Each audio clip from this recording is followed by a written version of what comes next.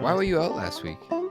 Why was I out? Yeah, you weren't on the podcast last week. Oh, I had to leave. I had surgery. I had to get what's called a vasectomy. Ooh, yeah.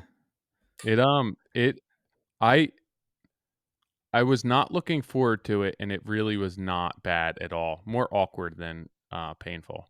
That's what I hear. Yeah.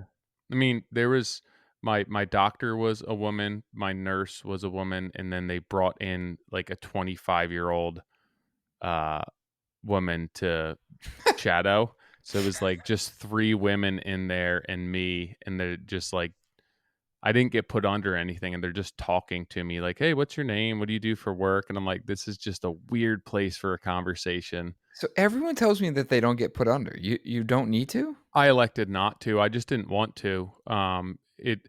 I got there at 3 and was done, like, out walking to my car by 3:45, and I didn't want it to be more of a production than that. Yeah, I mean, I've only been put under less than a handful of times, and once was for a double hernia surgery, Yeah. and I was the last person in the hospital. My Yeah. Meg could not wake me up. And it was like this I woke up and everyone was hysterically laughing like, "Dude, like, that Just knocked you out. out." Yeah. But so it does no pain?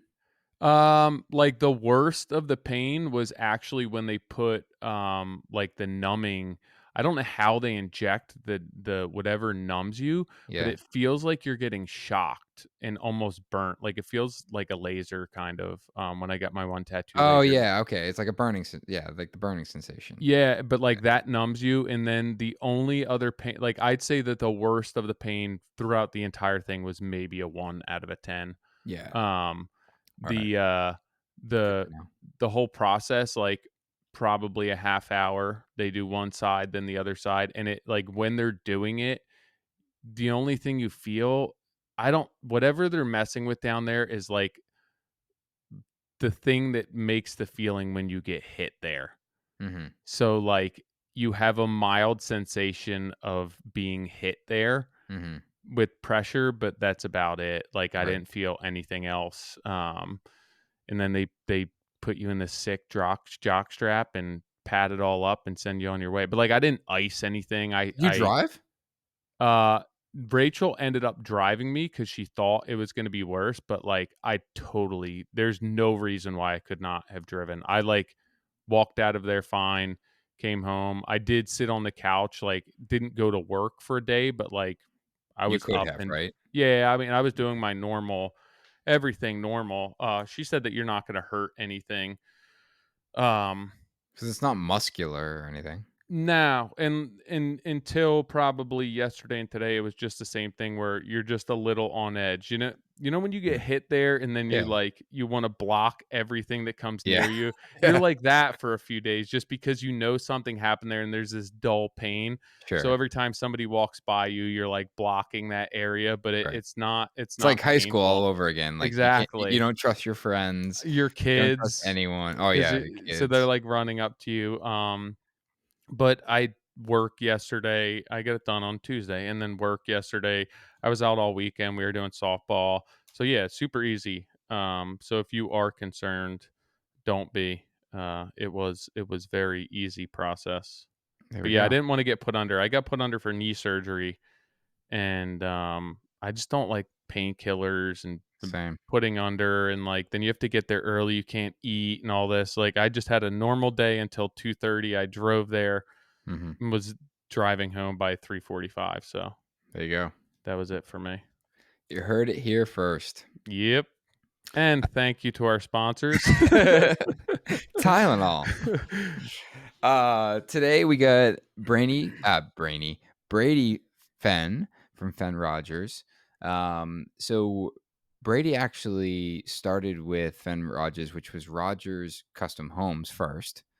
Is it Rogers Custom Homes? Jeff Rogers, I believe. Custom Homes, but he had started with him as essentially uh, a Helper. helper, like a Yeah. helper, and worked his way up to ending up being a partner in the company with the future to buy out the company entirely. So we get into that a little bit. We talk a little bit about the complexity of buying a company, buying a partnership, talking about what's important in a partnership if you're considering getting into a partnership, how it is like a marriage, and some of the considerations that you need to make, and the important conversations that you need to have ongoing through the process. Even talks about a time where those conversations weren't had and what was the outcome. Yeah, I would summarize the podcast as um really just diving into the relationships of a partnership on whatever level that is, whether Mhm. you're working for somebody, whether you want to buy the company, and how to navigate that line of pushing some, but obviously remaining respectful that you're working for somebody else and the company that they've established over the past 25 years. So really a lot of it is just relationship based, how you approach and navigate those relationships in business, while working for someone. But interesting conversation. I know we've had a couple guests on who have purchased companies, and I always find that to be an interesting dynamic, and the more I can find out about it, the better. Not that I'm looking to go that route, but I think it's interesting rather than starting something else. Everyone starts their own company. Where it's like, why not work for somebody and then potentially take over that company?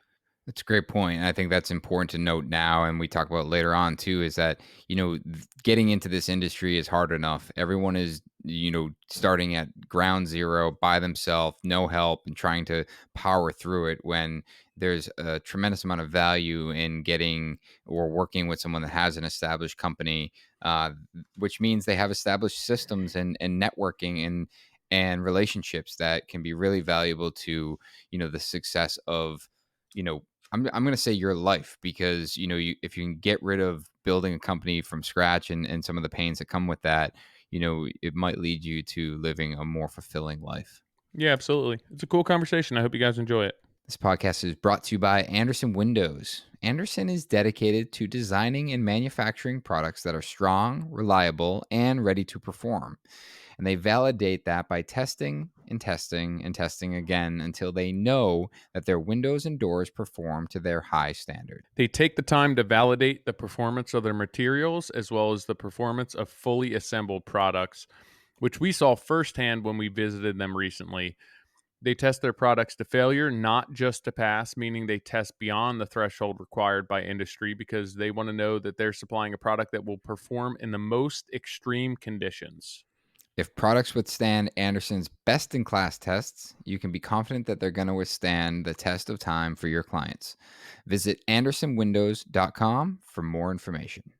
This podcast is also brought to you by Buildertrend. Buildertrend's construction platform has everything you need to work simpler, impress your clients, and drive growth. However, adding a new system to your process doesn't happen with the snap of your fingers.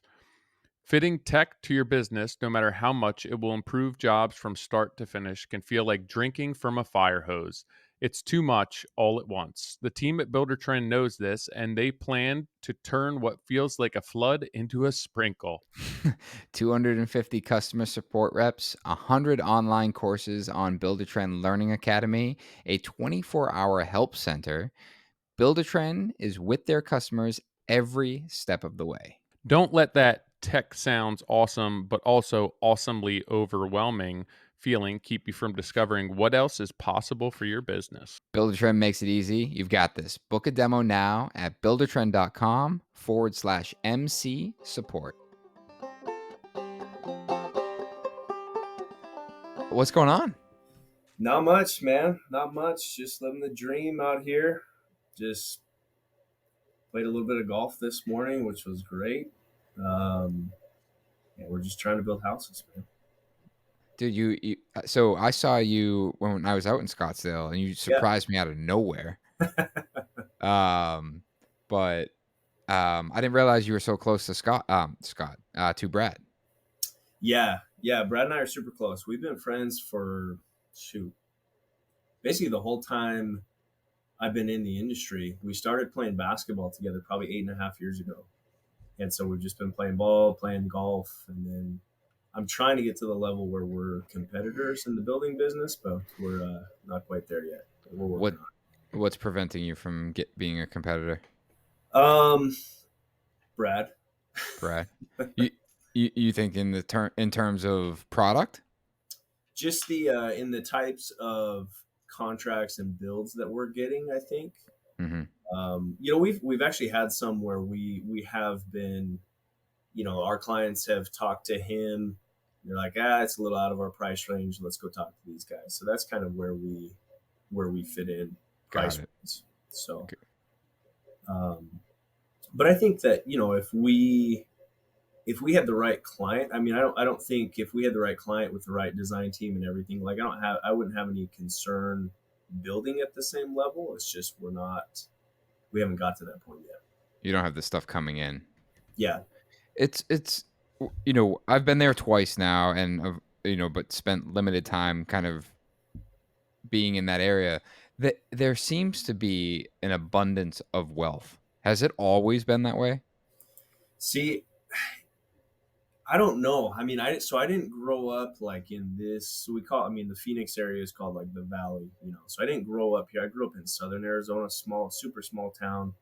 Um, Came up here to go to school and then met my wife. We live in Mesa, which is a suburb of Phoenix. Hmm. Um, but I don't know. I mean, it does seem like just in the last, I want to say like even COVID, when people started working more remotely, is Interesting. almost like Scottsdale, Phoenix area was kind of this a little bit of a secret or whatever. Just people think it's a desert, it's so hot, but Hmm. I think once people come here, they fall in love with it. So it does seem like it's booming. There's been a big push with people coming from California and from Washington, kind of getting out of those situations there and coming here. Well, what was interesting is like first off, Brad's projects are spread out, which I didn't Oh realize. yeah, yeah. And I think at one point we were in the car for an hour, but we're driving on the highway, and he had made some sort of comment about like that, that there's not that much land, and you're looking on one side of the highway, it's like, that's What about all, this? yeah. What about all that? And it's protected. There's a Yeah, lot of there's protected land out there. protected land, Indian reservations. There's a lot of that. Yeah. So what we consider like where we would think, hey, this is somewhere I want to build a custom home. Hmm. Like it is pretty limited, and that's why you're seeing a lot more. A lot of some of our projects and the projects in Paradise Valley and Scottsdale are teardowns. They're tearing down an old Hmm. house and building new just because of the location. Yeah, and very much like there's a lot of developments, big plots of land that people cut up into a bunch of lots, and Yeah. Big production home, tract home developments for sure. Yeah. And it's mhm. just like we're just expanding more and more outside of the metro area. So there's big expansions to the east and to the west. And it's crazy. You said that you got into the industry 9 years ago. So, yeah. So I grew up in the business. Essentially, my dad's a custom home builder. Town I grew up in is Benson, Arizona, southeastern Arizona, pretty close to the Mexico border. So grew up kind of in the business with him, but it was a much different market, much different type of product that we were building. But what was nice is we self performed framing and concrete, at least the concrete prep. We didn't we had a finishing crew that would come in and do the finishing, but got to learn the little bit of behind the scenes, really just how to work. I mean, growing up in middle school and high school, but then I started working with the company and the guy that I'm now a partner with. I started working with him about 8.5 years ago. And what did you think that you would do when you were in middle school and high school, being that you were working for your dad? Was it like, I want to get into this, or no, I want to get away from this? No, it was kind of like wanted to get away from it. I think it's the typical working for your parents. It's just different than you have a negative connotation of it just because it's you're that age and you don't want to work. So, Yeah. but it was interesting.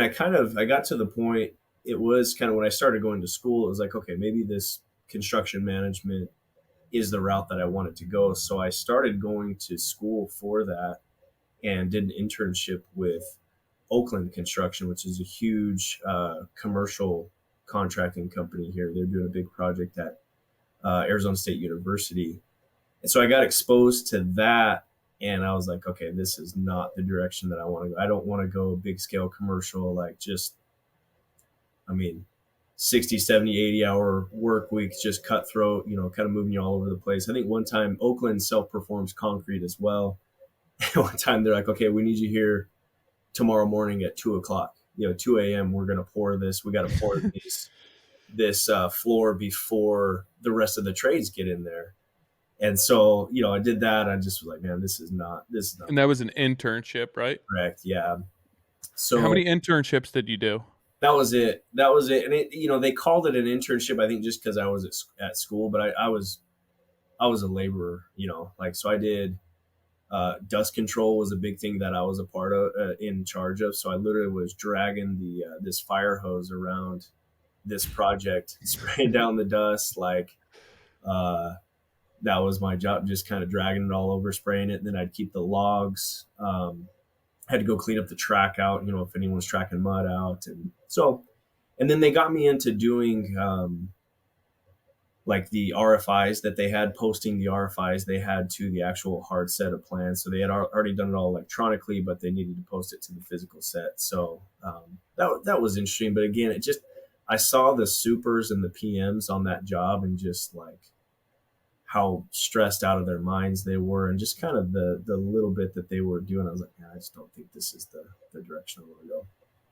I had the same experience working commercial. I worked for like an infrastructure utility contractor, and I couldn't stand it. It wasn't what I wanted to do. But then that just stressed me out more, because I'm like, now I'm going to college for this, and I hate this, and now what am I going to do afterwards? But I'm like, I already switched majors once already. I just have to go through with it.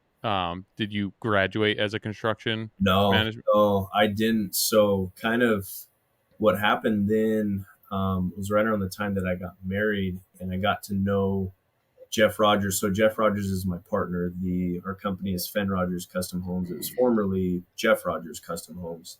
But I actually got to know him through church, and I knew he was a custom home builder. Like, he just kind of had a one-man show. Like, it just was him, kind of owner operator, and reached out to him at that time and said, hey, we're getting married.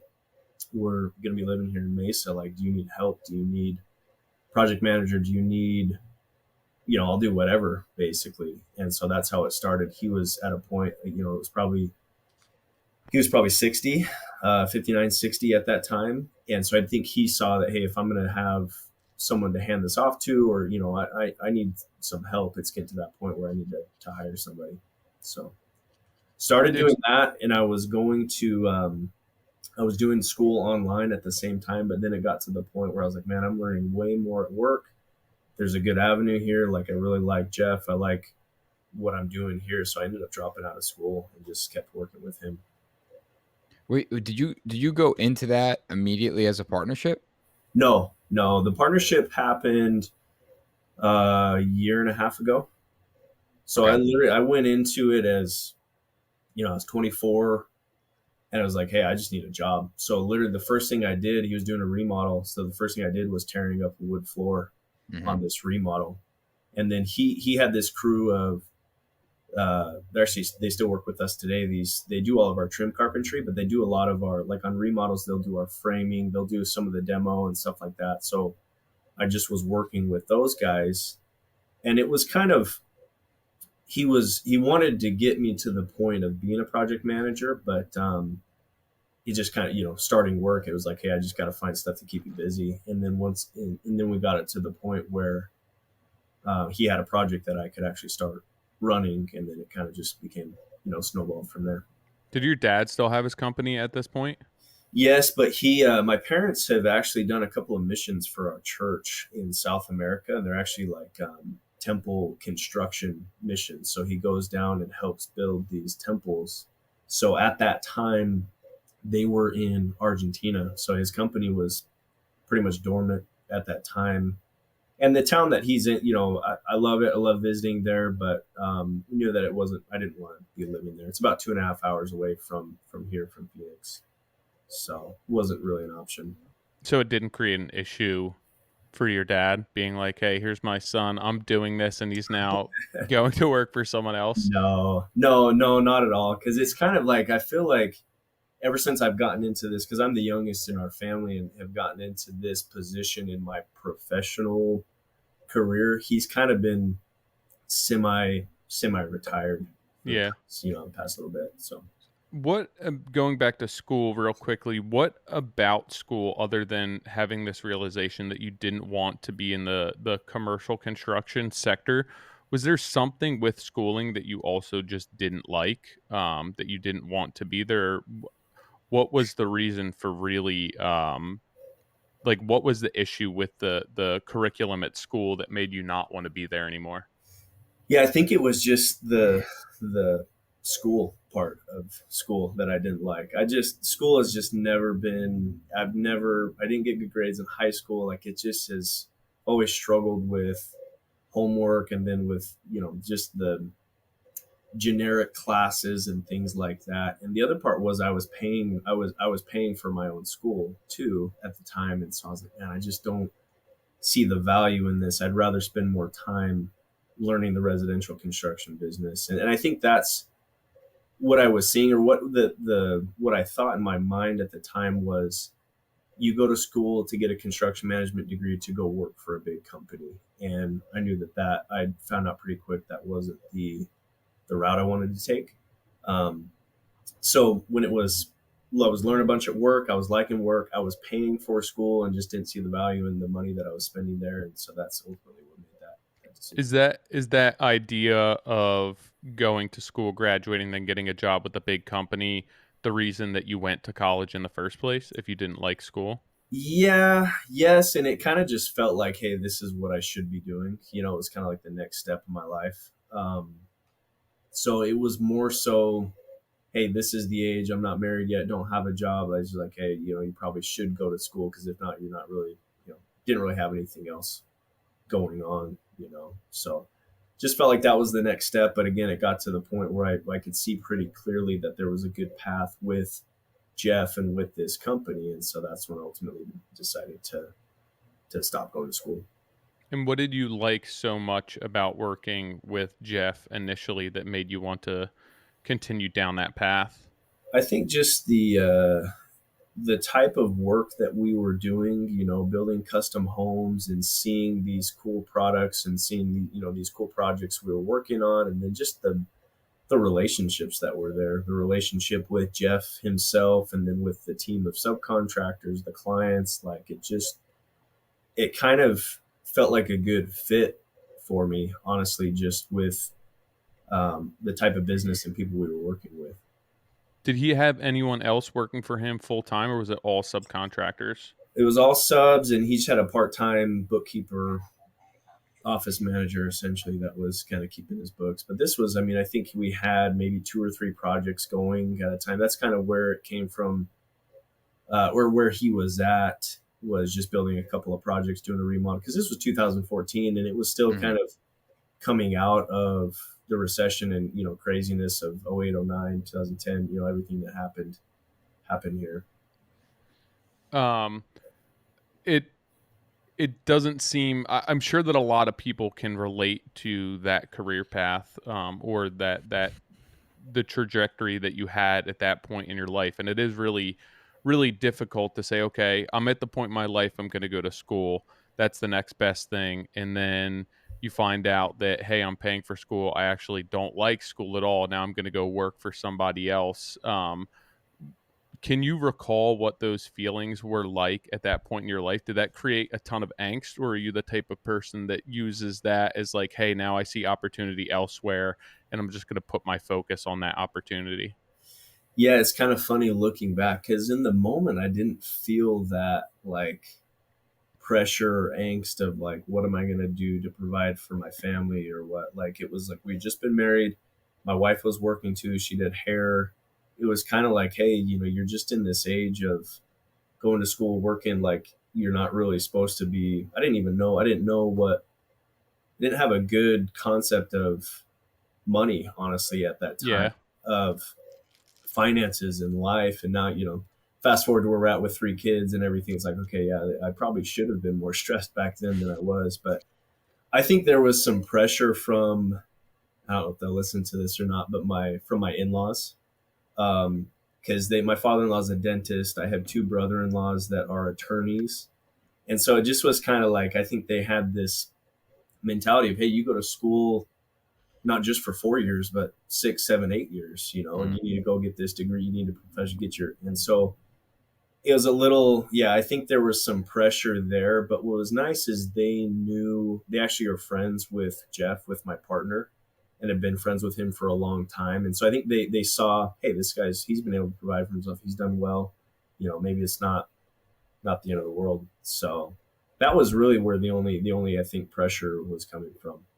So I think that that's an interesting dynamic with somebody essentially who doesn't have employees, and then they're building homes and they're subcontracting all that work, and the structure of your business to bring on somebody full time really changes your business model, because what you got away with having a very small overhead and being very lean.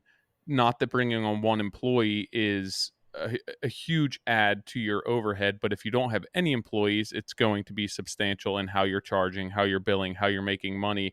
So, did you guys, coming into that relationship, did you guys talk about that? Like, hey, this is where you are now, this is what we can pay you, and there's opportunity for growth, but we have to figure that out together. Did he have a plan in place as to how eventually you would get to a partnership, or was that just never really discussed? So it was, I think we both had a common ground of this is what we wanted to work towards. Like, I Mm. think, but for me, it, it's funny trying to think back to what my mindset was then, because it's totally different than it is now. But like at that point, it was, hey, like I want to work my way up to being a project manager, and in my mind, Yeah. I'm, okay, that's maybe that's the career path that I'm going to take. And then, at some point, Jeff is going to retire. Maybe this will be something. So I think we both had that like goal in the future.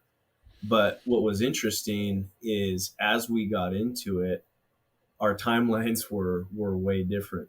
For me, I was this young, kind of up and coming, and I wanted the title, I wanted the compensation, I wanted the truck, I wanted kind of all these things. And Jeff's like, wait, hold on, this is my company that I've had for 25 years. So it's like, hey, slow down a little bit. So there was a lot of like back and forth there. But then it eventually got to the point, and there's been several hard conversations, I think, where for me, maybe I would be more impatient. I'd be wanting the next step. I'd be wanting the responsibilities or the compensation, or to the point where it was my name on the company. But so to answer your question, it was, yeah, we both kind of had that in mind, but it definitely was not mapped out. It was not clear. It was not like anything on paper that we could like have some structure for. Yeah, I'm just trying to like figure out how you would eat. Like, was that his model? Was his model just him for 25 years, or did he have a larger company that he scaled back? It was just No, him. it's just him. So he kind of started on the real estate side. So he had his brokerage license first. So he was brokering deals, selling lots, selling houses, and then that exposed him into building spec houses. And so he started building specs, and then that turned into people saying, hey, we like this house that you built. Can we hire you to um, build our house for us? And so he kind of went that route, but it was always just him. I think he had a couple different partners at different times that were more. It was more like they'd partner on deals or developments, but Yeah. it was never like employees. So, but then the crash happened, things changed, and he got out of the spec building business and really did anything that he could to make some money and keep guys busy, keep guys around. So when you first went on, obviously there's footing the bill for the added cost of just having somebody on full time. I'm sure that you're taking scope away from some subs. So it's not just an added cost to his business, but as you grow more and he pays you more and the compensation's different, what is he doing to offset that? Like, are you just producing more work that he's able to sell more work, or like how was that working initially? Yeah, so I think at first And it's funny because looking, I didn't have any behind the scenes knowledge on costs and finances and anything at that point. So looking back, like just with my knowledge now, I'm kind of having to guess that it was definitely him fronting some costs. But I think we've always done the kind of the cost plus model. Mm-hmm. And so for him on these projects, it just was. I remember when I was first working for him in an hourly position, I was assigning, I was saying this many hours at this job. So he was actually assigning that as cost to the project. Sure. And then it got to the point where it's kind of funny how this has all come full circle, but it got to the point where I was then moved to salary. But then it was to the point where it's like, hey, he's doing more work than he could do just by himself. Hmm. So that model, looking back, I mean, I think it was a good model, it was smart for him because he could essentially assign my cost to these projects. Yeah, and that does make things so much easier, and realistically, that's fair for everyone. Yeah, If you're spending time on that project and the customers are getting work from you, they should be paying for it. He should be making a certain amount of money on you, and that does simplify things. I actually did that on a job that I'm working now, where it's like I know I'm going to have somebody on board. I don't know what I'm paying them, and the agreement was like, hey, it's going to be X amount for whatever my helper I have at that point is making plus this markup, Hmm. and it gets added to that job cost for how much time they put at that job. And it does take a lot of the weight and the burden off of me to have somebody on salary where it's like, oh yeah, I have to offset the cost of this person. Where it's like, no, if they're working, they're making the money to pay them, and I'm also making money on them, which does make things a lot easier. well, and I I think it was. Go, sorry, go ahead, Nick. Yeah, well, I think that, that's a great point in the sense that if you are operating on a cost plus model, then you're just attributing those hours.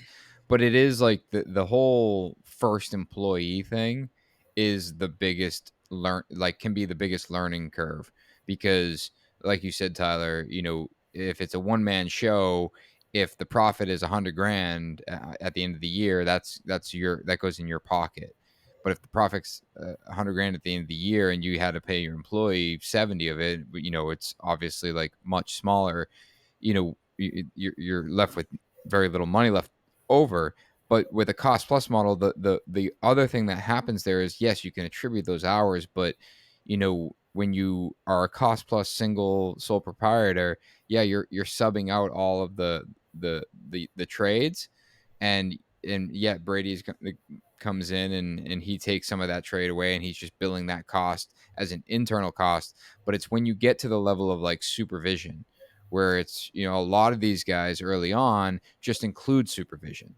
So Hmm. that sole owner, that one man show, he's got a fee, say it's 20% on remodel, he's including supervision because it's just him.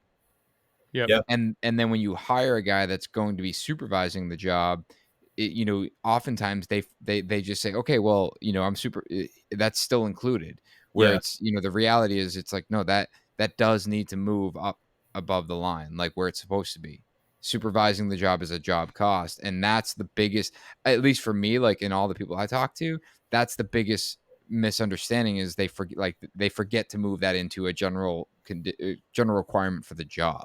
yeah, It's funny that you say that, Nick, because I definitely went through that, right? Where you're working for yourself, you include supervision, and then you bring somebody on, or sorry, you don't include supervision, and then you bring somebody on, you still don't include supervision, and then I get rid of people, and now I include supervision, Mhm. like even when it's just myself, which And I that's didn't like. and that you should anyway. Yeah, I know, but it's like it's not even so obviously if somebody else is on the job supervising their hours, it's very transparent, but like I never even included it for myself, and it wasn't until I got rid of people that it was like I got burnt having somebody on and Right. not including supervision, that when I went back to myself, it was like all right, I'm definitely going, because it's even more important when it's just yourself, because if you're there supervising, you cannot be anywhere else doing Right. anything You are else.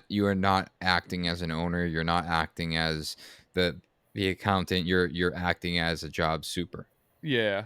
And I I think that, you know, in growing a company too, That's if you can get that in place prior to hiring, now what you're doing is you're creating the bucket of money. Where it's like you sell a job and you have a supervision line item for, say it's a a year long job, and you've built a supervision line item that's 10 grand a month. It's like, well, now you got 120 grand in there, where it's like now you are able to go hire a site super that can be completely offset by this one job. Yeah, absolutely.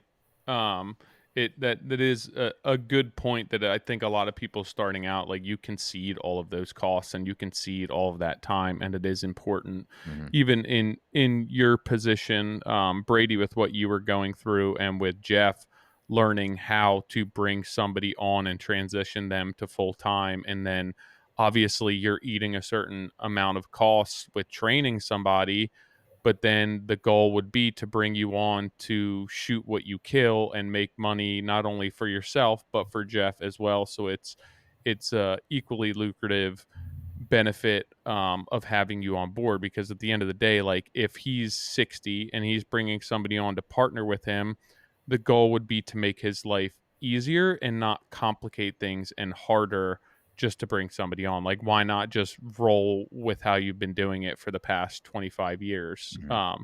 Did you feel any of that pressure of, hey, this guy's doing me a solid, I need to step up for him? Yeah, I don't know that it was necessarily pressure, more so just like, I don't know, looking back in that position, it was more just of, hey, this is my, like, I have a job to do, so I just want to go perform, like, um, I want to do well at my job. I want to make my boss happy, and kind of be there.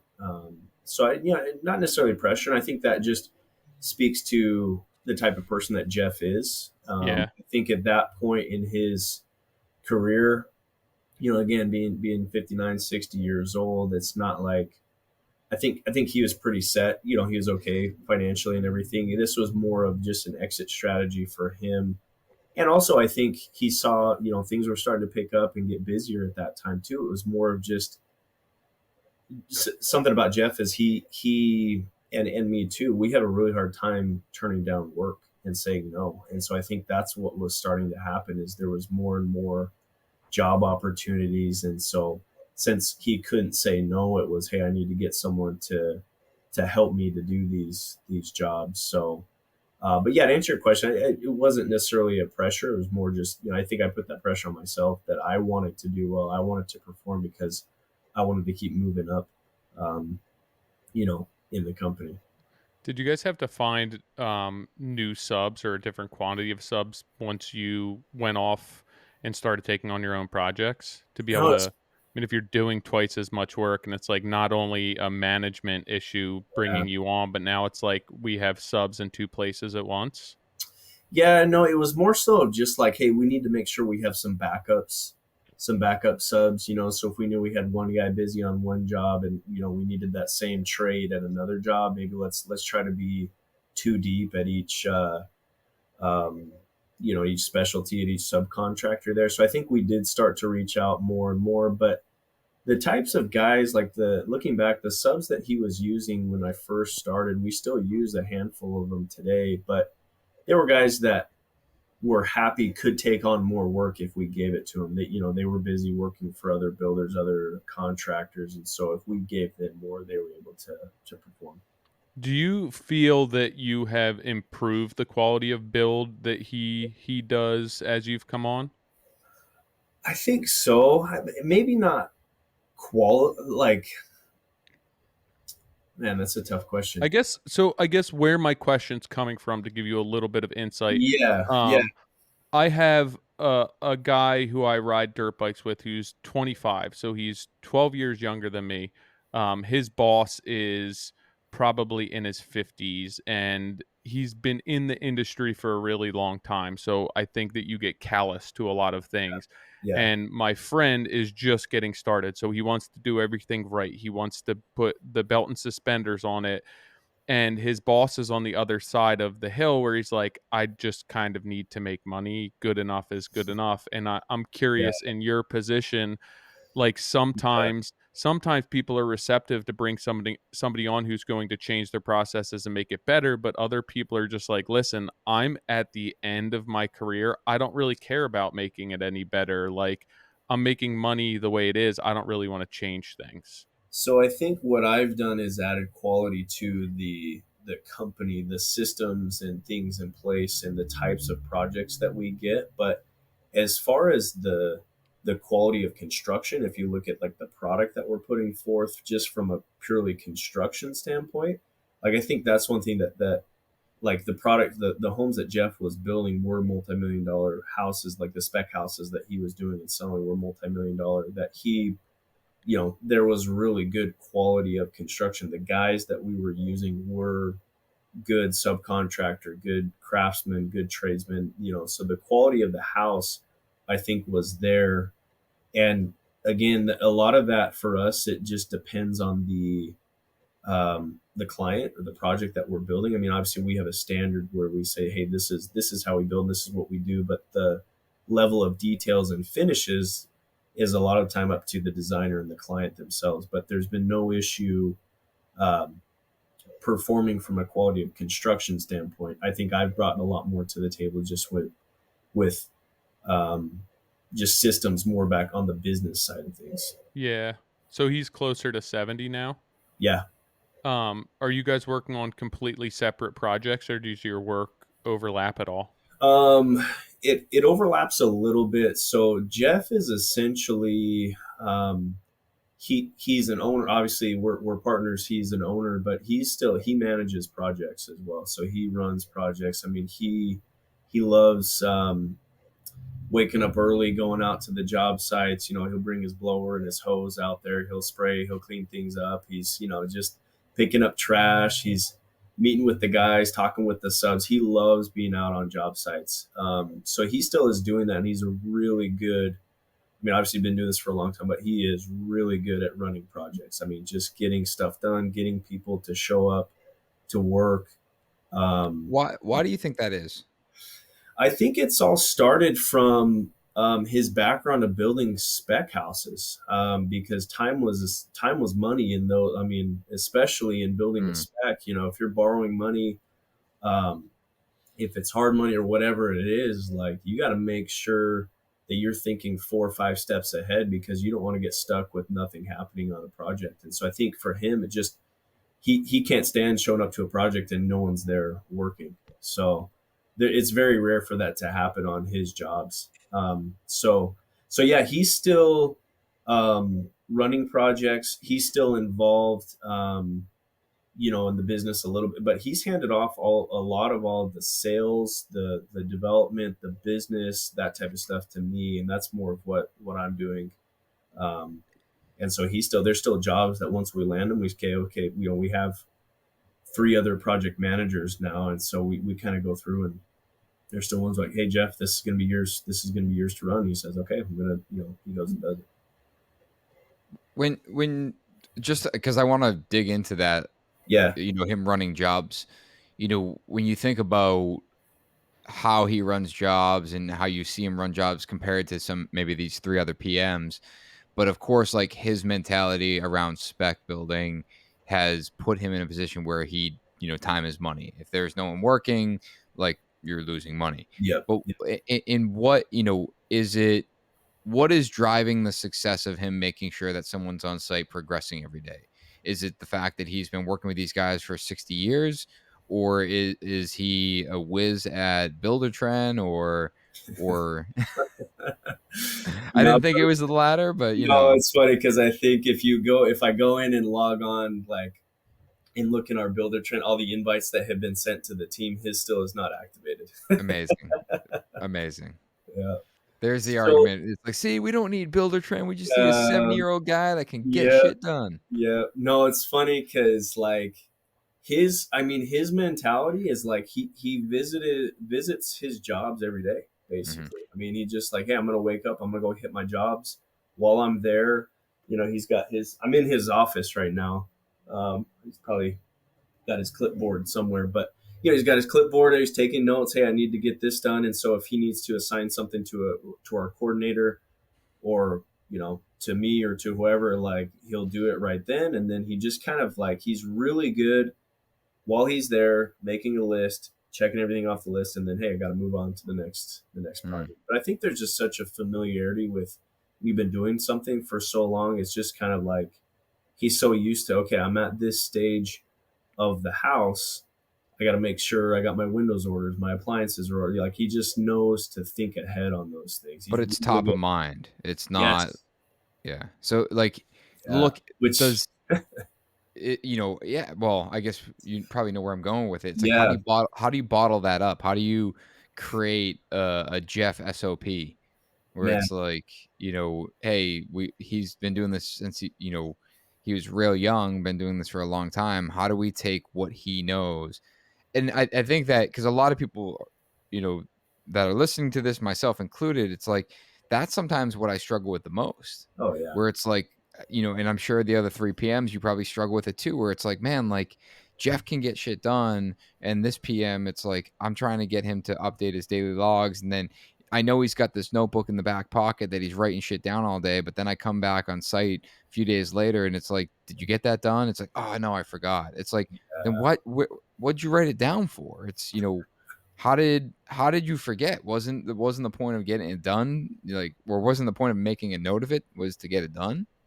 Yeah, no, you bring up a huge, I mean, it's something that we face every day, Yeah. honestly, is trying to put that system in place. And honestly, I feel like we've gotten to a good place. And so for us, like, I mean, we still have a ways to go, but Buildertrend's been a huge thing for us Mm. implementing that because our PMs, two of them are younger than I am, and then we have another one he's actually a semi-retired guy that we just have him running a big project for us, which has been awesome.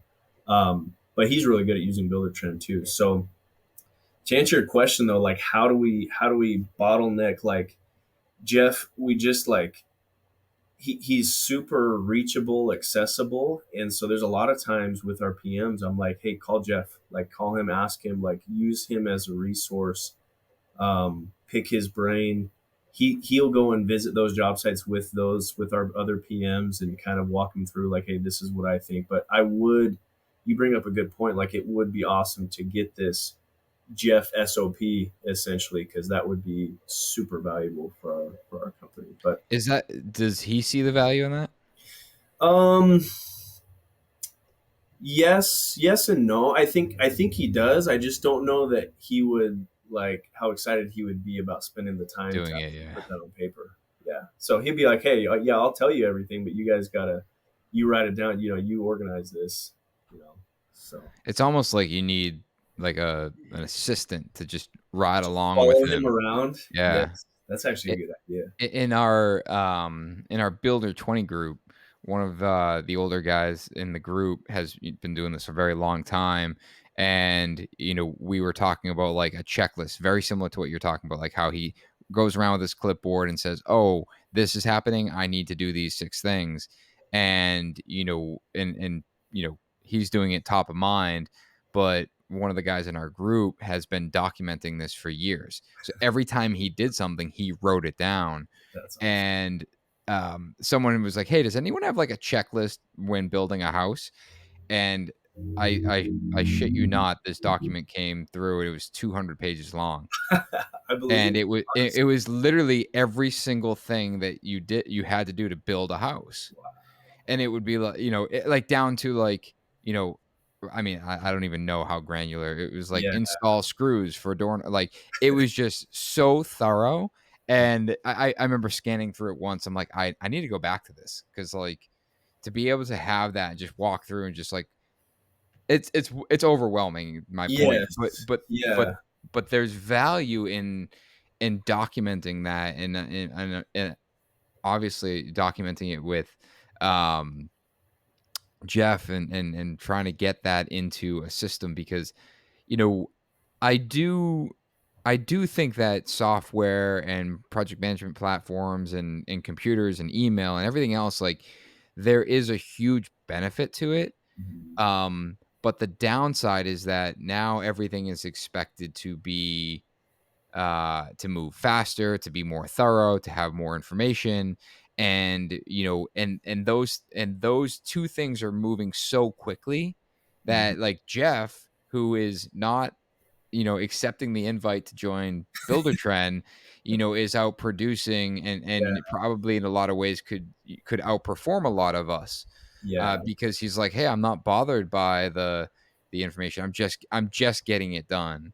I just And that there's no replacement for boots on the ground at a job site and figure stuff out. Like you can't replace that with technology. I mean, as much as it helps and streamlines and help you stay organized, you just can't replace that boots on the ground, like being there in person. but It's also experience, right? Yeah, Like a lot of people using Buildertrend, if you lack the experience or you haven't been doing this for 25 years, it's a way to substantiate what you're doing, back your costs, track your costs, yeah, so that the customer could see it as well. Where there's something to be said for just having the experience, building the trust and the rapport with customers, and not needing to substantiate every single cost and receipt and employee who was on a job. yeah, um, it allows us to do more work and track more work, but at the end of the day, it's like, do we like should we just be focusing on the work, or tracking the work yeah, and being but able to do more? but the argument there is, homes are also becoming more complex. It yeah. is. It's Oh, true. It's like, and not only that, but someone asked me just the other day. They were like, "Hey, Nick, we got the proposal from the architect.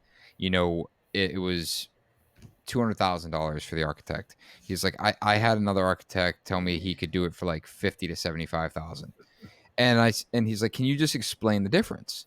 And I'm like, "Totally. I mean, that architect that's going to be 50 to $75,000 is going to put together a set of plans. They're gonna detail out. I don't. Maybe I get 30 sheets in that plan set, and if you handed that to me and said, "Nick, can you build this house?" Yeah, I could get on site. I could build the house. We could do it, but you're not gonna like. There's gonna be a level of expectation that's not set. You're gonna walk the job site one day, and we're gonna be walking the second floor, and you're gonna be like, "Why is the roof line intercept the shower?" It's like, because that's the way that's it the way it was it drawn. it is drawn. It's like, I didn't know that. It's like, I know Yeah, you didn't know that because it was like, that wasn't part of like fleshing out the details. Where, so there's that side of it. And then compound that with, these homes becoming more complex. Everyone wants to know exactly what they're getting before they're getting it. Where it's like the guy, like, the truth is, the three of us could hop on a job site with no plans and build a 24 by 30 cape, hmm, 2 bedroom, 4 bedroom, two in the attic, like, with no plans. We yeah, could do it, and it would be a house. And at the end of the day, like, but that's not what we build anymore. yeah, We yep, build more complex structures. We structural is more complex, mechanicals are more complex, plumbing and electrical is more complex. And at the end of the day, it's like, yeah, you can, if the expectation is that, hey, this is generally what I want, go build it. Jeff's gonna crush it. yep, yep, But if they say, "Hey, this is what I want, and I want it to be built to the exact specification, and I want to know that when you order light switch plates, that they are the Decora Snow White, and I want a submittal confirming that you ordered the correct one," Jeff's not your guy. Like, he's gonna be like, "I'm just gonna order a Snow White, and you're gonna get what you get." Well, what's a big thing what I've seen with him, and it goes back to the experience things. It's just like there's these clients just look up to be like, okay, this guy's been doing this for a long time. Like he knows. Like so, I'm gonna trust him, and what he says is I'm gonna take it as truth. And if he tells me that this costs more or this costs whatever that is, then they kind of just like, okay, well, I trust you and you've been doing this. So there's a lot that comes with that, and that was kind of a struggle early on when I started running projects. Was I'd have to bring him in as backup sometimes and be like, hey, look, like I've told them this, and they don't. I feel like they're not necessarily believing me, even though I know that this is the same thing that you would tell them. And so then when they come in and say the same thing, they're like, oh, okay, yeah, that's fine, let's move on. But there's so much value, and it's hard because you just have to get to that point of having that experience. But there's just, yeah, a ton of value there, and it's been really valuable for me. um, in my career, in my progression, being able to get jobs that there's no way I could get by myself. Mhm. Like if I was just running it by myself, running this company by myself. Do you still run into issues with that with people who hire you with the expectation that they're going to have him on a project? No, not anymore. Because it's with the sales side and everything. Like I'm usually the first point of contact for our clients, but there's no issues there. But there's definitely value knowing that, because we've done a handful of projects where I don't think the clients had ever even met Jeff. Like it kind Yeah. of just came all went through me, went through a project manager, and then just kind of was done and completed. But I know in their minds there's still a ton of value knowing that there's this, white hair man that's, somewhere behind the scenes and somewhere is involved. Like they just know there's some peace and trust that comes from that for sure. Yeah, and I mean it comes down to trust at the end of the day, and I Yeah. think that whether that's establishing and instilling that trust because the experience is there if needed, reassuring that these people trust you, I think that makes a big difference in the experience, Yep. the user experience on both ends of a build.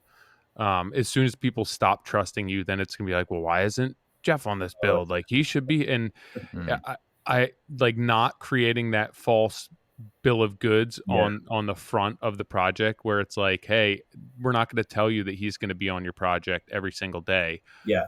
And being Yes. hired for what you do and for who's going to be there is really important in establishing and maintaining that trust. Yeah, and that all just comes from setting the right expectations. And I think that's in the first little bit when it was just he and I, like there was a couple of jobs that I ended up running. I was the project manager on, and they were kind of like, "Hey, I thought I was hiring Jeff Rogers to build my house," and then Yeah. I get Brady, because the other thing that with Jeff is since he is running and was running projects at that time, he doesn't want to do double work and have us both be involved Yeah. in the same project. So that was a little bit of a hurdle, but I think he knew that was going to be a necessary growing pain. And that's kind of I've kind of treated it the same way with our project managers now. Is you kind of have to throw them out into the ocean, and hope that they learn how to swim. They gotta learn for themselves how to handle those situations, how to deal with clients.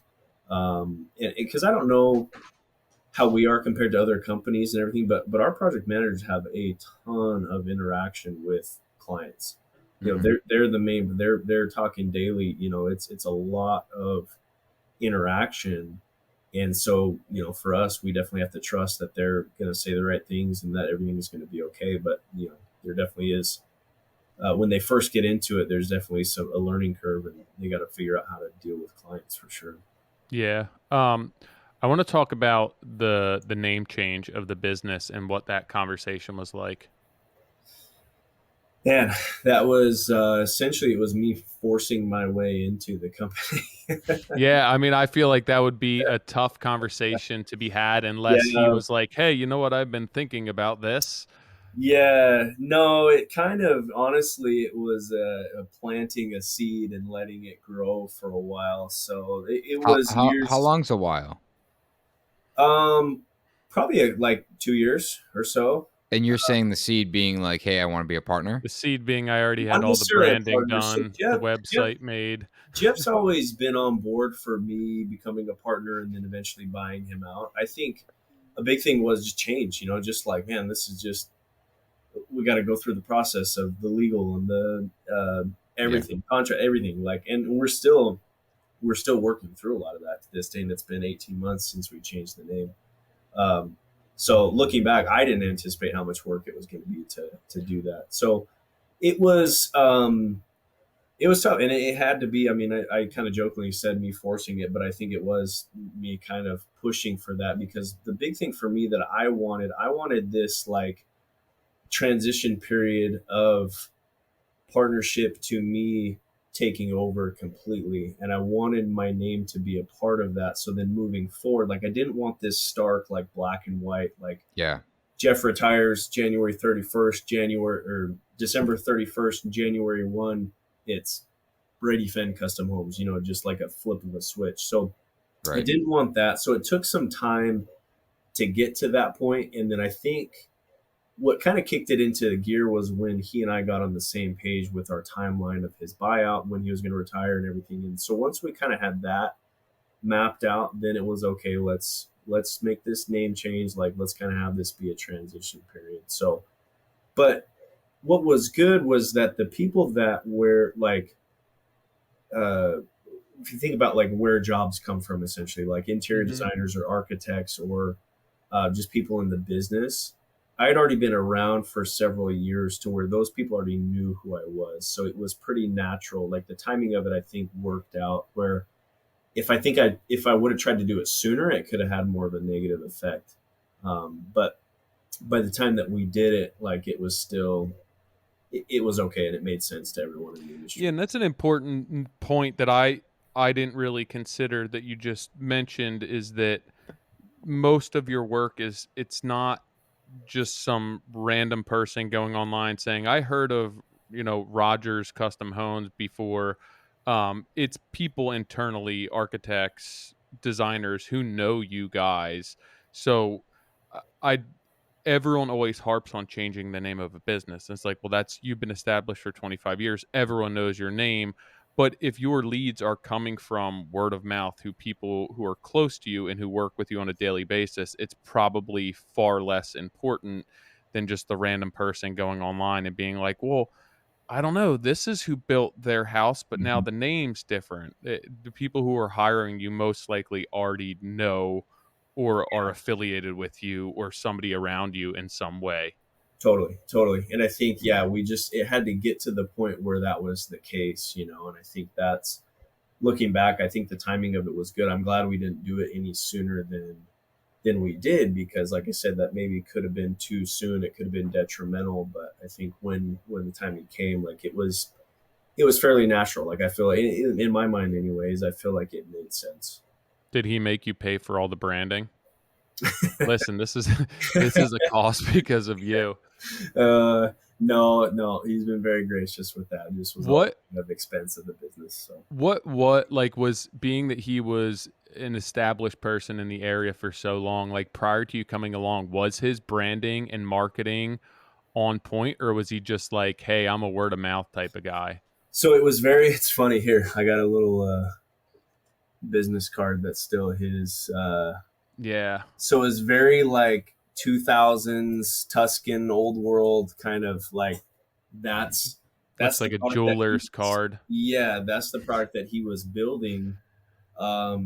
And so it was on point for that, but by the time that I was coming around, it was dated. It was kind of like the style of the remodels that we were tearing everything out. And so that was a big thing for me. Like I did want to update the branding and kind of get it to the point of, hey, we don't just build old world Tuscan homes. Like we can do modern, we can do craftsman, we can do farmhouse. Like, because there was a little bit of a stigma there of the types of jobs and the clients we were getting were kind of more in the older generation.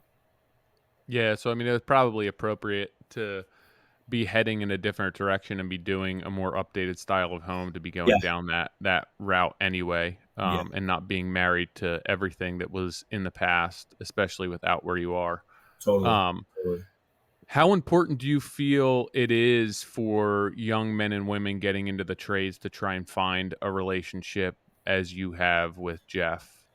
I mean, looking back and what I've gone through, like I couldn't think of a better way to get to where I'm at today. Like, but that was kind of twofold. Like it had to make sense for the owner, like the current owner. And I think that's where I've been super lucky, is just what the type of person that Jeff is, and where he was at in his career. Because I think it's the position that I was in, of this young up and coming hungry, hey, I want to learn, I want a mentor, I want someone to teach me. Like I think there's a lot of people out there that are like that, but I just don't think there's as many mentors. Like I don't think there's as many people who are necessarily willing to um, share that or train or let someone come in and own part of their business.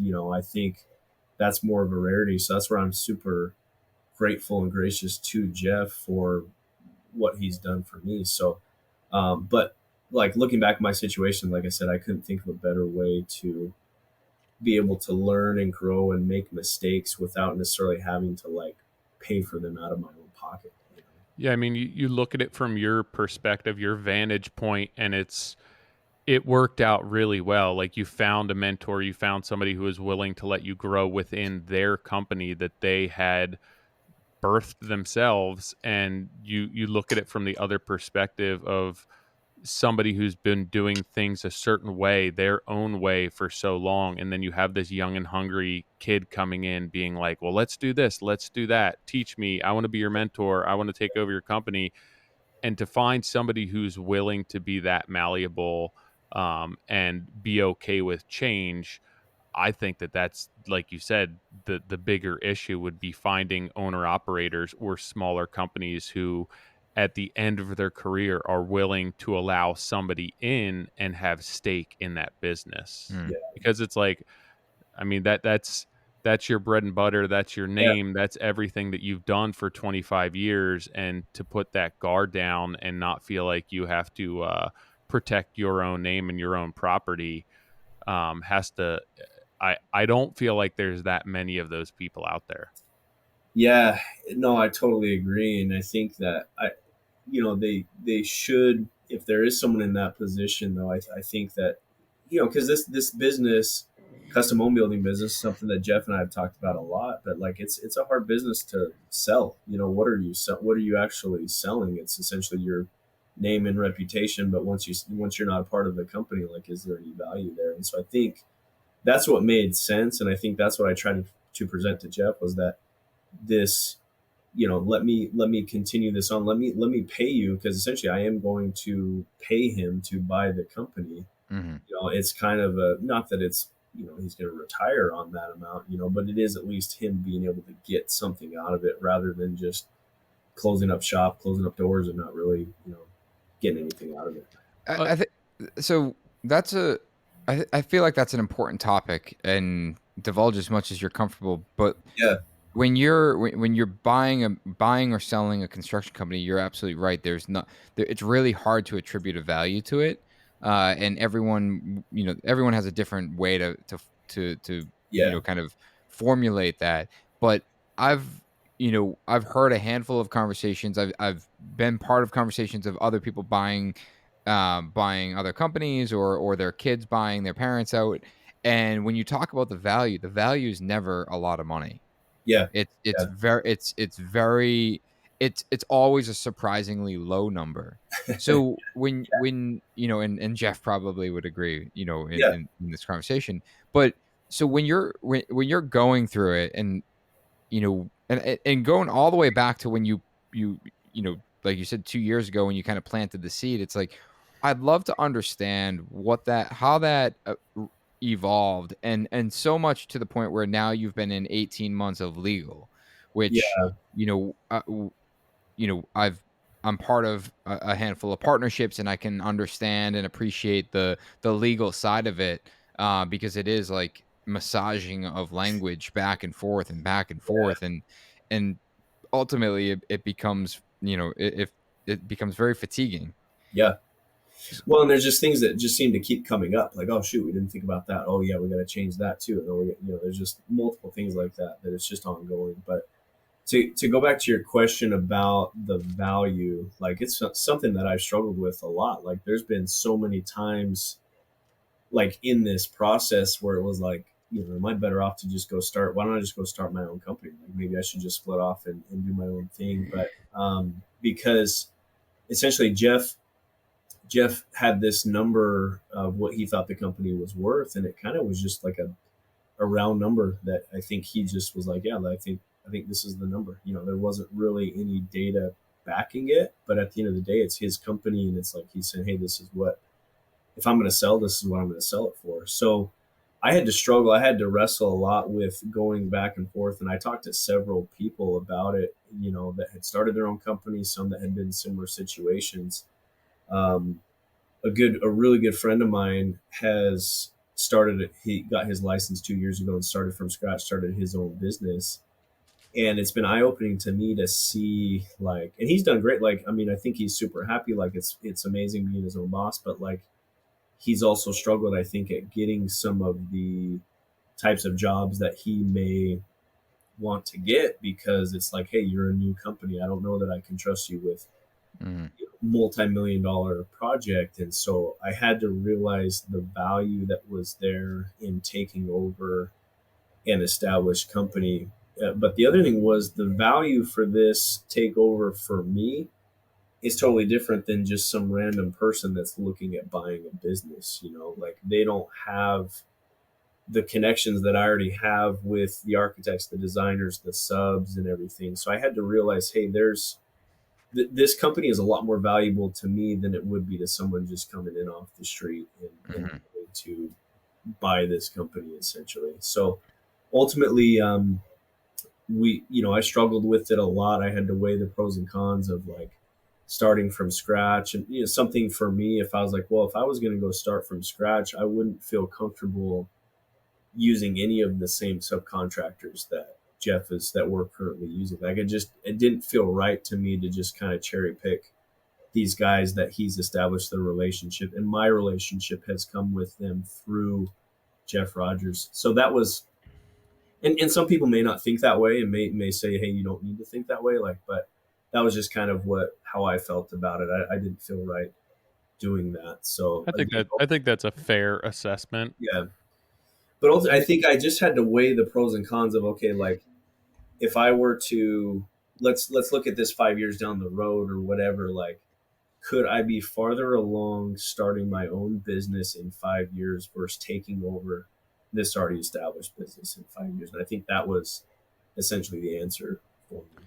Then. And it's also like you think about starting from scratch and everything that you need to put into place. And Yep. forget like the physical assets, but think about the consultants you need to hire and the processes that you need to build and the time putting together estimating templates and Yeah. and all of these processes Well, whether they're formal or informal, it all takes yeah. time where Well, it's like cash flow. I mean, just like think of just everything like that. Like I think it just was like, man, that just the company became more and more valuable the more that I thought about everything that you just talked about. mhm, yeah, I mean, it's also tough because you're buying a business, but you're not really buying a turnkey business. No, Like without you, it's not like he could turn around and sell this to somebody else. Like you said, it's not going to be as valuable to somebody else. They can't, so you can't just pull somebody out and put somebody else in. Um, so it is tough to be like, hey, I'm buying a business that isn't really turnkey, and essentially I have to put everything in place to make this happen. You start to question, is it easier just to start my own thing? But I I think there's many things to consider that aren't like the initial what's right in front of you right now. And I also think that being given the opportunity that you had and the relationship that you have with him, it's a respectful thing to do. well, and I think the other side of the coin is the timing aspect of it. Like if Jeff was in this position where he's 40 years old, 45 years old, and still has another 20 years in the business, then I'd be like, okay, like I'm not, maybe even, I'd look at a partnership position at that point. But even then, I think it'd become more appealing to then go start my own thing. But I think Yeah. there just were so many things adding up that had this make sense. And I think, Jeff, for him too, saw the value in it as well. And that's, again, something that I think might be hard for these established veterans in the business, just being able to think of an exit strategy. But I think that was something where he saw it worked out for both of us. So that being said, was there anything that you feel that you did that was intentional or deliberate that helped reaffirm the decision for him or make this a successful relationship between you two? Because there has to be a give and take there, right? Again, we had the conversation where you just come in as this hot young guy who's got like all this energy and passion to learn and just steam, and like that may be a turnoff for him where he's Yeah, like, this is just too much. So you have to walk a fine line between like, hey, I'm here, you have to trust me, I'm willing to put in the work and invest in your company, but also be firm enough that like he understands what your end goal is. So what do you think that you did? And this is more for listener advice, like for somebody who may be interested in establishing a relationship with somebody. Like what did you do that you feel helped the relationship and get you along this path? So I think first and foremost was just work ethic and like trying to earn my stripes before like wanting the title or wanting the promotion. Like, and again, I think even looking back, I probably could have even been more patient with that, but I do feel like I was always willing to put in the work before asking for the next step in the progression. But then it got to a point where I'd probably been working with him for maybe 2 to 3 years or so, and I just kind of felt stagnant. Like I just felt like things weren't progressing. Like they had progressed to a point, and then I felt like it kind of had leveled off, and I didn't know when the next step was going to come. And I actually ended up taking another job. I went and worked for another builder that I thought maybe there was going to be a better opportunity with. But that only lasted about 2 months. And luckily for me, the guy who Jeff hired, it wasn't really working out that way. So, because it was at that point where it's like, hey, I need to hire somebody to replace you now. We have too much going on. Like, I need to have somebody else. And so I still remember that. And I mentioned this on Brad's podcast as well, but I still remember that phone call, just calling him and be like, hey, how's it going? And how's the guy that you hired? And him just being like, not good. And I'm like, oh, good, because I don't like it here either. So it was kind of like we had to have that separation. I feel like maybe we had both gotten to this point where something needed to change, but there was enough humility there on both of our sides to like have that conversation, be like, look, let's figure this out. We work well together. What do we need to do to make this happen? I mean, because it's a relationship. I mean, as much as I think there's a reason that partnerships are compared to marriages, because it gets to that point where you just like you need to hash it all out and you need to have these conversations. But again, I think for me, Jeff had seen my work ethic, my kind of commitment, what I could do, and for him, I knew that he was someone that I could talk to. It was someone that I could essentially bring anything up to. So we ended up getting back together, and it all worked out. I ended up getting paid more, and it just kind of was the next step in the progression of our evolving partnership. It's like the Hallmark movie where the parents get divorced and then get back together. It's exactly what it was. Exactly. So when you ended up leaving, that was like a mutual agreement between you two. It's just like Yeah. we couldn't come to an agreement Well, and make things work. and looking back, I think I could have skipped that step of leaving. Like I think I could have expressed a lot more frustration and like kind of expressed more of where I was, and I think he would have been accommodating. But I'd kind of like brought it up with like, hey, I've been talking to these guys, they really want me, and they were putting a lot of pressure on, like making it really enticing, and like we're recruiting heavily for me to come over. But um, I think I kind of presented it that way of, hey, this is what I'm doing, rather than, hey, I'm frustrated, can we talk about it? And honestly, like it all worked out, and I'm very grateful, like honestly lucky that it did work out, because he could have hired another guy that would have been better than me, and it could have been like, hey, like sorry, I'm good, you left, and who knows what things would look like then. So looking back, I wish I would have just expressed my thoughts and feelings more at that point rather than just leaving. So, That's but a that's been that's a crazy situation though. Like, do you ever talk about that, or it's like, no, we just don't talk about that no, ever? we do. No, it's kind of a joke now. Like, hey, remember when you left and we're Broke friends up. with you guys? Because yeah, so it was kind of funny. But no, I mean seriously, looking back though, like things could have been way different Mm. for both of us. Like if that didn't work out, so that's been a lesson for me moving forward, because again, it's not like that everything was good from then. It was like things still were tricky and hard, like, and so but anytime things come up, it's like, hey, let's just talk about it, and there's always give and take on both sides, and it's worked out. Does I think Jeff have kids? Sorry, Nick. He does. Yeah, he's got 3 daughters, so perfect, and their husbands are all in kind of successful, make other fields that they probably all make more than Jeff and I combined. So they're all good. They're all Nobody smart. else They're not is going to step contractors. in. Yeah, they're all smart. Yeah.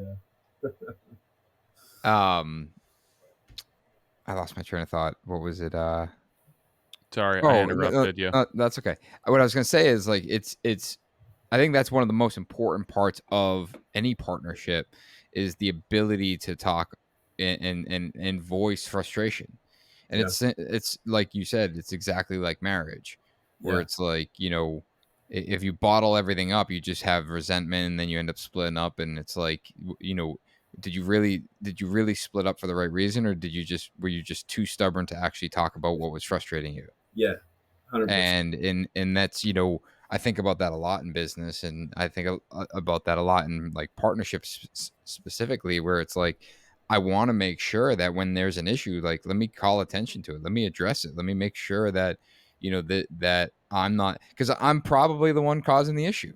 That's just like Yeah. that's just No, my nine that times out of 10. Yeah, exactly. Yeah. it's like that's the way I roll. Like I roll. I'm a bull in a china shop Yeah. most of the time, and it's like I can see why I would frustrate people, and sometimes I don't always have a pulse on everything, and it's like I want to make sure that when I'm out of line, that someone feels comfortable to say, Nick, like I need your attention right now, Yeah. and I think about that a lot in partnerships, and that's why I think Tyler as well as myself are so interested in talking about this, because it's I think we're going to see a huge shift. Well, we know that we're seeing a huge shift in the industry, in the sense that a lot of people are retiring, but but but what we're usually talking about is like the guys in the field, the carpenters that are retiring, the tradespeople that are retiring. But there's also the whole side of like, well, builders and GCs and like Yeah. these business owners are retiring. So at that point, well, who is going to take that over? Yep. And for a long time, you just saw the company just shut down. Yep. And I feel, at least, like this is just me observing my like just what's in front of me, but I'm seeing a lot more people take the opportunity to do exactly what you did, and realize that I could either take something that's established and then 10x that, or start completely from scratch. And I believe that we as a society, or builders in general, are becoming more smart and realizing that we don't have to start this from scratch to make it our own. And a lot of people in this industry are very stubborn, and want to just start. Hey, this needs to be mine from day one. Yeah. I'm gonna and I'm gonna create everything from scratch. It's like, why would you do that? You have thousands of countries around companies around the country that have been in business for a long time, that have built systems. The reality is we should all be operating off of like maybe half a dozen different Yeah. systems, Yeah. not 1,000 of them. Everyone's doing something different. Everyone's figuring it out on their own, and not asking questions. Well, it's interesting because I've seen, like, even here, like in our community, and I think like when I first started with Jeff 8 years ago, 8.5 years ago, there was another couple of contractors that like were the same owner operator type like companies. They were competing against each other. Like there was this kind of competition between these handful of companies, and those guys essentially now have pretty much closed up shop. Like they maybe they'll do a couple of projects here and there, but it's going to get to the point where their company's just going to just stop, just close shop. And so that's where I think, hey, if you can get, if you can have some patience, and looking back for me, I think, always I could have been way more patient in this whole thing, but it's always having that fine line between, patience and ambition. But if you can be patient, like, and work with someone, like, there's so much value in, like what you were just saying, that there's these companies that are already established that are ripe for the taking over and the succession. And I think if you were to go and talk to with those other builders that are kind of that same situation, I think they might envy the situation with Jeff, where this company is going to live on, like it's going to have this legacy that's going to continue on and not just close the doors someday. I also think part of the problem is that people see owners as business owners, especially in our industry, as pencil pushers, and Mhm. they're making all the money, and they see what you're doing and feel like it's going to be easy until you get into it. So you have, right, somebody who comes to work for you and they're like, oh, I saw what you did. It looked cool. I thought it was going to be easy. And then they lose steam or they don't want to put the effort in, where people who are in business work very hard and they work after hours and there's a ton of pressure on them. And if you want to um, progress within your career or have the potential or opportunity to purchase a business, like, it's not going to be easy. You have to constantly work, constantly better yourself and drive towards your goals. But I think a lot of people like have this unrealistic perception of what it takes to own a business, especially in our industry. 100%, 100%. Because I mean, you could be the best builder craftsman out there, and your business could still fail. Like if you're not keeping track of things, and it's tough. Yeah. Um you have sons of your own? I do. I got two boys, so my two boys are 6 and 4, and then I have a little girl that's 2. So Cool. yeah, they're they're fun. They come in here to the office. They love going out to job sites and always talking about building houses and doing stuff. Like, it's awesome. It's fun to see. Your kid's the Um same age as mine, Yeah, yeah. 6'4" 6'4" 2. Are they? What are the genders? girl, boy, girl, and now I have another boy, so I Oh, have 4 total. But congrats. the 6'4" and 2-year-old, they're such fun ages. we Um, we are in this fun stage because my they're all about to like it. We're almost 7'5" 3. Like, they're on the tail end yep. of where they're at, and it is fun. Like, my wife and I have talked, like, hey, there's different struggles, but it is fun. Like, we feel you're not constantly like making sure that they're still alive, or like, it's just, yeah, different struggles. But we are in a pretty good fun stage right now. I my wife and I keep talking about it. It's like I've only brought them to the job site a handful of times, Yeah, and I don't know why. And I'm like my kid loves excavators and yeah, tractors, and I'm like, "All right, when we have another machine on site, I'm yeah, going to school, yep, I'm taking him out of school and yeah, taking him." And it just, I think that, I mean, I know that I get wrapped up in work and then realize that family time is family time, and I get home and it's family time, and weekend yeah. is we're not going to the job site. But not that I want them to be in the industry by any means, but if, if they show interest, which they Yeah, do, yeah. give them the opportunity to see it firsthand. I think I definitely took for granted the blessing that it was to learn how to work, with my Mhm. dad. So I mean, summers, everything growing up, that was what we did. We went to work and we self-performed framing and concrete and stuff. Like, it's funny because looking back, I'm like, man, I wish I would have learned more about the business side of things. Like, I wish I would have known more, just kind of the inner workings, because I didn't know anything about that. But then at the same time, like, well, I'm also grateful that I just learned how to work, how to swing a hammer, just how to like wake up early and go to work, and just kind of the satisfaction of hard work. And um, it's something. Our company, our structure is a little bit different now, but I hope that, yeah, once my kids are old enough, there's something that they can, whether it's a framing crew or a trim carpenter, some crew that could pick them up so that they can go and work. Yeah, it's interesting that we spend so much of our lives working, and as business owners, it's something that shapes us, Yeah, dictates who we are. A lot of reason is the way that we are, how we are, but then we don't involve our kids in that as much as we should. Like, how many days a year are you going to work, and how many days a year are you bringing your kids to see what you do? Mhm. And like, they're too young to pick up on what yeah, you're doing, but I think just having them around that and seeing you interact with customers or subcontractors or what's going on, it is crucial in their development and them understanding who you are outside of being mom or dad as yeah, well. for sure. No, and it's funny because my oldest 6-year-old, he's almost 7, but he's so like, in his mind right now, like, he doesn't grasp the concept of like how hard it is to build a house. Like, in his mind, he's like, "Okay, Dad, like, let's go build a house." He's like, he's got a piece of paper, he draws on it. He's like, "Okay, got the list." He's like, "Okay, we need bricks, we need doors, we need stairs, we need a roof."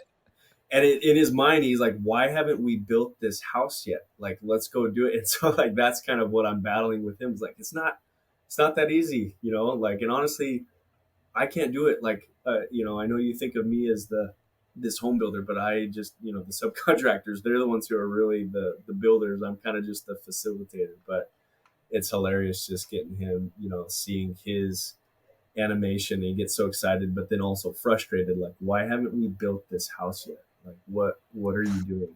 What's So taking so long? Sounds like a regular normal Yeah, customer. typical client, exactly, typical client. yeah. But I will say this is one, like it is fun, and you can see, and I don't know if you guys have experienced this, but I see a change in my clients, my relationship with my clients, if they see my kids on a job site, or if they hear them when I'm on the phone with them, or if like something like that, they almost like, okay, this actually isn't just a normal, it's a human being. Like, this kid, this guy has kids, and like it just helps that relationship a little bit. And I think that's just, you know, it's something that's fun to see, and it definitely helps the relationship with clients. But it's just funny to see that shift of when they're like upset with you or yelling at you, and then, you know, you bring the kids to the job site one day and they're there, and then it's like, oh, they're, oh, you know, these are your kids, and they just like Yeah. really soften up.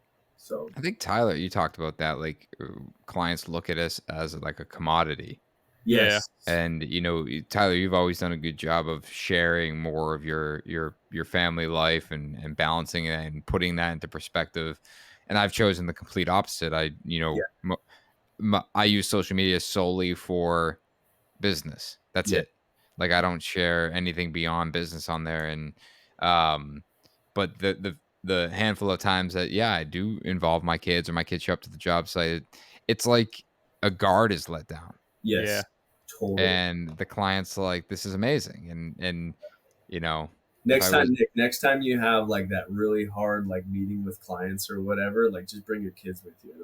It'll be totally I'll bring the baby. different. Bring the baby. Like, sorry, I'm just, like, rocking him in I his mean, car seat. even interacting with customers' kids Yeah, makes a huge Mhm. difference where they're like, "Oh, they treated my kid kindly and took time to answer questions and didn't just tell him to piss off." And it makes, like, I always make a point if there's a kid on the job site to make sure that I engage with them and that they like are comfortable with me being in their house.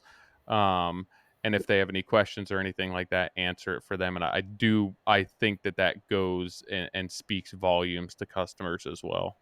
I agree. Totally agree. Cool, man. Well, we appreciate you coming on here. It's been Thank you but guys. I know we had some technical difficulties getting on, but don't that's par for the course with us. Yeah, Yeah. good. I'm glad. Yeah, just had to come in here and use Jeff's computer, so it's all good. But yeah, no, thank you guys. It's been fun. A lot of fun. What is, you know, what is next for you guys?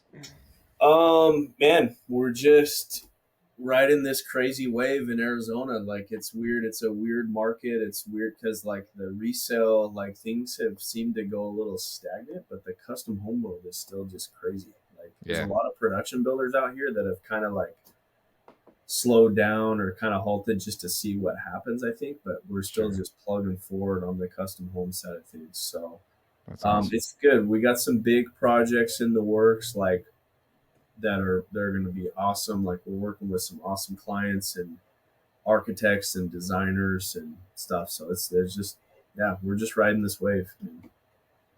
Well, I think that wave is, a pretty big one in Scottsdale based on what I saw, so It's crazy, man. It's like, you know, Brad's got the big wave, and usually there's like a smaller wave afterwards. Like, that's kind of the one that we're catching. Like, the ones that weren't on the Brad AFT wave, the ones that missed that one, that's where the Fenn Rogers comes in and rides that smaller wave. there you go, scoop it up. Yeah, yeah. Well, Brady, good to see you, man. Thank you. Yeah, good to see you, Nick. Tyler, appreciate it. Good to meet you. And Yeah, we appreciate your time and working through the issues we had early on. sorry about that.